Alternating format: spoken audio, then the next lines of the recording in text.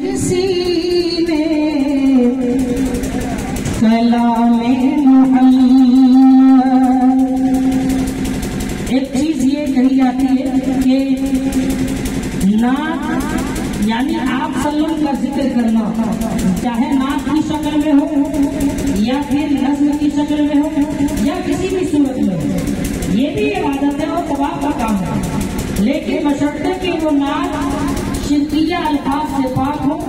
اور اتنی ہی اس میں تعریف کی گئی ہو جتنا اللہ نے نبی کے لیے تھوڑا سی سمجھا۔ سنا جس کسی نے کلام محمد، سنا جس کسی نے کلام محمد،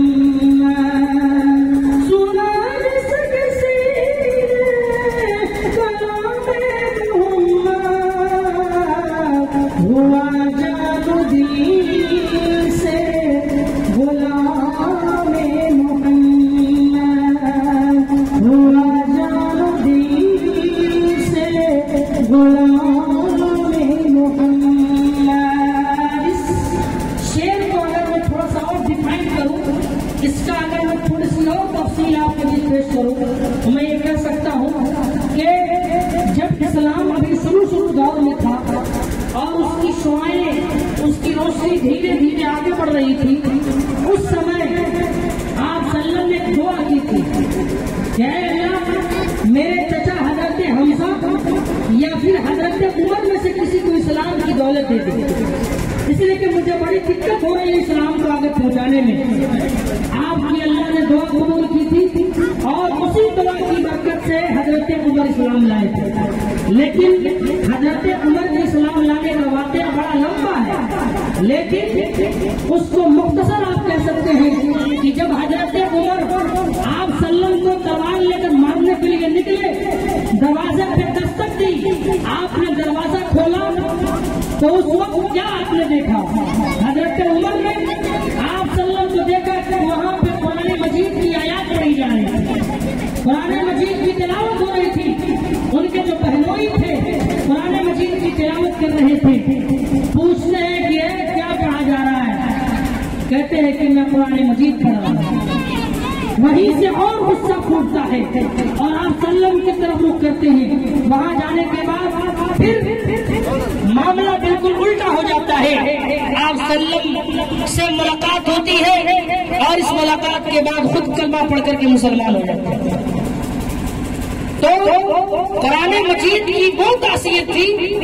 کہ اتنے بڑے بڑے زبردست قسم کے مزاج رکھنے والے یا ٹھوس قسم کے لوگ، مضبوط دل والے لوگ بھی جب قرآن مجید پڑھتے تھے تو بالکل نرم ہو جاتے تھے، سنگ دل بھی موم ہو جاتا تھا۔ یہی شاعر نے اس لفظ میں پرویا ہے، سنا جس کسی نے کلام محمد، سنا جس کسی نے کلام محمد، ہوا جان دل سے غلام محمد، ہوا جان دل سے غلام محمد، ہوا ہے نہ ہوگا میسر کسی کو، جو مقام اور مرتبہ آپ صلی اللہ علیہ وسلم کو ملا آج تک وہ مقام کسی کو نہیں ملا۔ 1,24,000 انبیاء آئے، نبیوں کا ایک سلسلہ آیا، لیکن جتنا مقام اللہ نے ہمارے نبی کو دیا اتنا مقام کسی کو نہیں ملا۔ وہی شاعر کہتا ہے، سنا جس کسی نے کلام محمد، ہوا ہے نہ ہوگا میسر کسی کو، ہوا ہے نہ ہوگا میسر کسی کو، بلند اس قدر ہے مقام محمد، بلند اس قدر ہے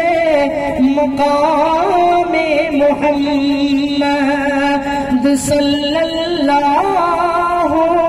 علیہ وسلم، صلی اللہ علیہ وسلم، سنا جس کے سینے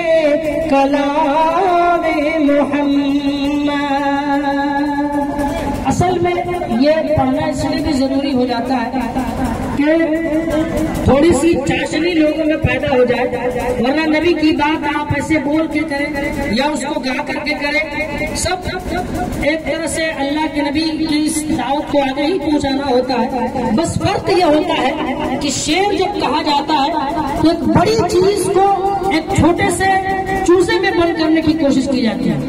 ایک لمبا واقعہ ہے، اس کو ایک شعر میں آدمی بولتا ہے، پوری کہانی وہی ختم ہو جاتی ہے۔ تو یہ شعر کا صرف کمال ہے کہ بڑی بڑی باتوں کو آپ بہت آسانی سے لوگوں تک پہنچا سکتے ہیں۔ اب آئیے میں چاہتا ہوں کہ کچھ باتیں آپ کے بیچ پیش کروں مذاق کا۔